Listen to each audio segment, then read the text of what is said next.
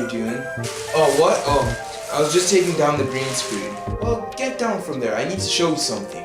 Alright, let me just put this away and I'll jump down there, okay? So, do that. Wait! You just say jump! No, don't jump! Ah! 2017's Game of the Year. The Legend of Zelda Breath of the Wild is one of the best games I've ever played. With the sequel coming out in the future, I thought it was the perfect time to talk about this game. There's so much to talk about, so get comfy because this video will actually be pretty packed. The Legend of Zelda Breath of the Wild came out alongside the Switch, March 3rd, 2017. Not only was this the first game for the Switch, but it was also the last game for the Wii U. But the journey to release would make any fan want to give up. The game was announced 3 years prior to release, and was announced to come out in 2015. But we all know how that turned out. Because of how little info we had for this game, people were speculating Link would be a girl. I mean, they were kind of right. After 3 long years of waiting, we finally got the game. It did cost us 2016's E3, but that's better than not showing up. Am I right, Sony? Hey, at least my favorite game series had a new game that year. At least on the West. Japan got it a year earlier. But that's another video for another day. Of course, we didn't know what the Switch was until later on, where we found out Breath of the Wild will be releasing alongside the Switch.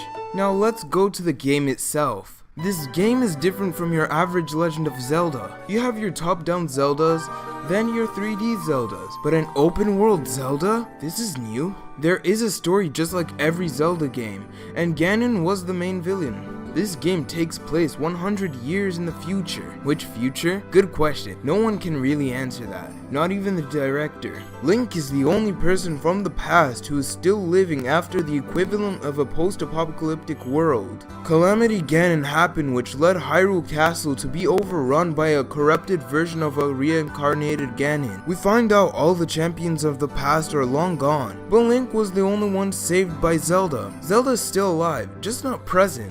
Until the end of the game. The King of Hyrule is present, but we find out he's a ghost not long after starting the game. You find out the story through memories where, if you go to a certain place, it will cause a memory to happen. This isn't mandatory to beat the game, but it is there for lore purposes. Characters like Impa is present during the events of the game, so that's pretty cool.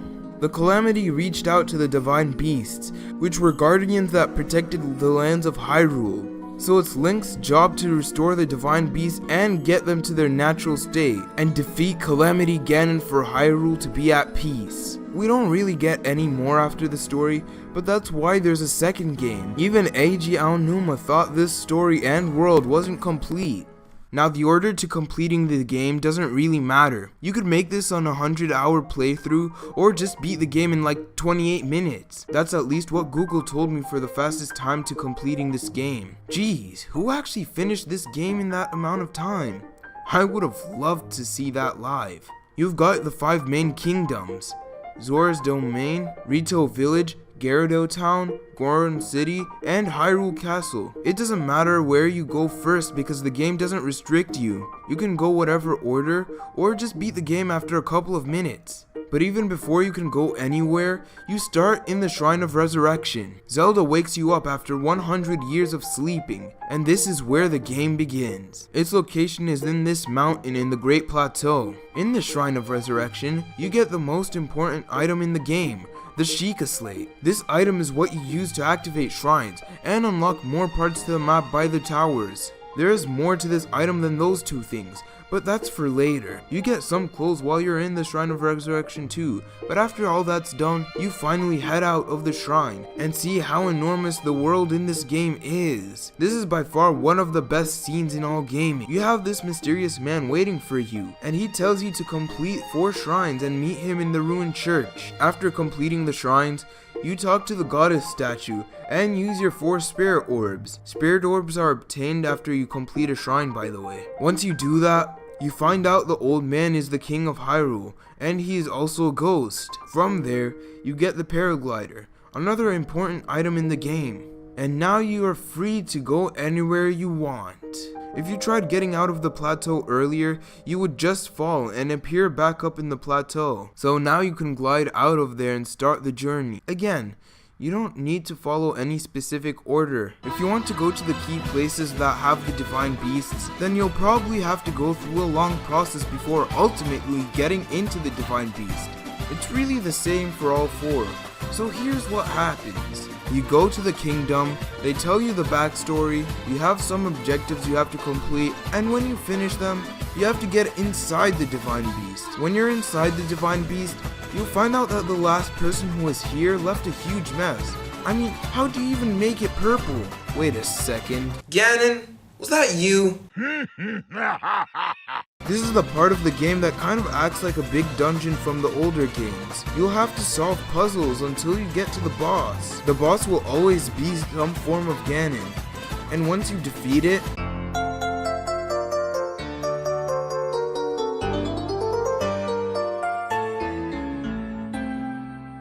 you'll get some orb that will help you in battle, whether it's Mipha's grace giving you a second chance in life, or Daruk's protection aiding you while you're shielded. After all of the divine beasts are restored, they will all point towards Calamity Ganon, and when you fight Calamity Ganon eventually, the divine beasts will get him to half health, saving you a lot of time. 4 of the kingdoms have the divine beasts, but the main kingdom, Hyrule Castle, has the calamity that started all this. This castle is completely filled with Ganon Jews and guardians, which can be a hassle. You have to navigate your way towards the calamity to finish the job, but there are so many things you may come across in this castle. Whether it's shrines, crazy weapons, or an absurd amount of enemies, this castle is filled with unwelcome guests.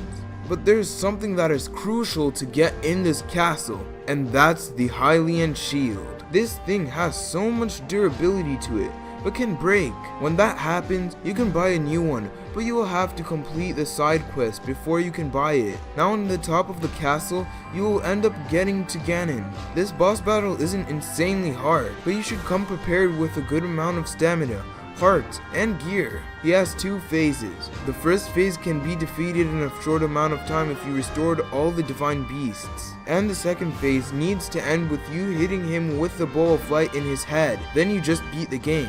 It really just ends like that. But it doesn't mean you can't play it after all. It just means you'll have to fight Ganon again the next time you come back and play. So technically, there isn't any endgame content. But at the same time, there is. Each region has its own personality to it, but that also means the weather has to be taken into consideration here, making you have to wear the proper gear in them. You could clearly see that in a place like Gyarados or Eldin, where it's hot. There's a meter in your HUD to see how hot or cold some places can be, and you can see if it's neutral for Link. All places have their type of people, like in Rito village where they're all just Falco. Wait, that ain't Falco. The atmosphere in these places always changes, making every place a new breeze of fresh air for you. You will always find new things in these places, whether it's just a side quest, a stable, or materials you are looking for. Nothing feels repetitive as there are just so many things to do and discover. Shrines in this game can vary in content, where one may be a puzzle and the next shrine can be a test of strength. The puzzles are straightforward, making you use things like bombs, magnesis, stasis, or cryonis from your Sheikah slate to try and get to the monk at the end. Told you this thing will be important. The test of strength is pretty unique though, as you need to fight a mini guardian and try and win with everything you know and have. That'll get you to the monk who gives you a spirit orb. Like I said earlier, you will need to talk to these goddess statues, which will let you get either more hearts or more stamina. You choose. There are 120 shrines in total, meaning you could spend 120 spirit orbs to maximize your heart and stamina. That's not the only thing you can maximize. This game introduced inventory, which is where you hold your armor, shields, weapons, materials, and other things. Introducing the Korok seeds. They are literally poop from these guys. Now you wanna know how many are in this game? Get ready because you'll have to find 900 Korok seeds in order to get all inventory spaces unlocked. It really is bad. Now these guys will be hiding around the map, and they will come out after you do something specific. This can be matching structures, lifting up a rock, or popping some balloons. I know I left out some ways, but there are so many. This video isn't even close to finishing. When you have enough Korok seeds, you give them to this guy who likes eating them. The only thing is, the price for adding more space will increase every time. Now you'll find him in Korok Forest, which has everybody's favorite character, the Great Deku Tree. You'll also find the Master Sword here, which requires at least 13 hearts to pull out. That's only if you find your way there. Make sure you don't get lost in the Lost Woods. This video's already long enough, but bear with me here. I'm gonna make these parts short, so gameplay was drastically changed. Anyone can see that. But for better or worse, that's up to you. I see it as a necessary change for this game. You can of course attack and block, and there's the spin slash you can do. But this game makes jumping official, climbing necessary, running to get places faster, etc. But there are also new fighting tech you can use, as if you dodge in the last minute of an attack, you can hit an enemy multiple times before time goes back to normal. There are a variety of weapons you can have: bows, spears, boomerangs, swords, axes, hammers, clubs, and even mops. They all have different amount of damage they can deal, but once in a blue moon, you can get weapons with effects. These effects can be weapons having more durability or having extra damage. Weapons can also have elemental effects, where you could freeze your opponent with ice weapons, or make them drop their weapons if you have any thunder weapons. Now for bows, that will be up to the arrows you use, because they will only have the elemental effects. Durability was put into anything he will use, except for armor. Once you use up all the durability, the item just breaks. It will tell you if the item's durability is almost finished, but there's no direct meter. Of course, items like Master Sword and the Hylian Shield can break, but for the Master Sword, it works a little different. Instead of breaking and just not appearing in your inventory anymore, you just can't use it for 30 minutes. Before the Hylian Shield, once it breaks, you'll have to buy a new one in Terrytown, which only exists if you complete a side quest for it. Now I mentioned side quests a lot, so there are 3 types of quests. Main quests, where you progress through the story. Shrine quests, which brings more shrines to the world. You don't need to do them, but if you're gonna find all 120 shrines, you'll have to do these. And finally, the side quests. You'll usually just get a reward from these, and they can be gems or items. These won't be necessary in a normal playthrough. Now, how do you get 100% in such a game? Well, get ready, because you will obviously have to do the story missions, complete every side quest, every shrine quest and shrine, find every Korok seed, get all hearts and stamina vessels. And remember this little thing you get at the start of the game? You have a camera in it. Why do I mention this? Because you basically have to take a picture of everything in the game, whether it's weapons, creatures, or key items like chests. You will have to take a picture of them. Then when you see that sweet 100%, you can finally rest and go to speedrunning this game. Now for music, there can be so much to talk about, or there can be little. The music comes in a specific timing. Instead of being there every second of the game, it has its moments to come in. It is honestly very fitting to the game. It feels normal for some songs to just come in. Like for instance, when you're fighting some enemies, an intense song comes on. There will be calming music to accompany you. You sometimes won't even realize music is playing in the background. Just like their environment, every kingdom has its own music. And like I said about them having atmosphere, the music just adds on to that fact. This will forever be a great game, and Eiji Aonuma has done a wonderful job in composing such a fine game.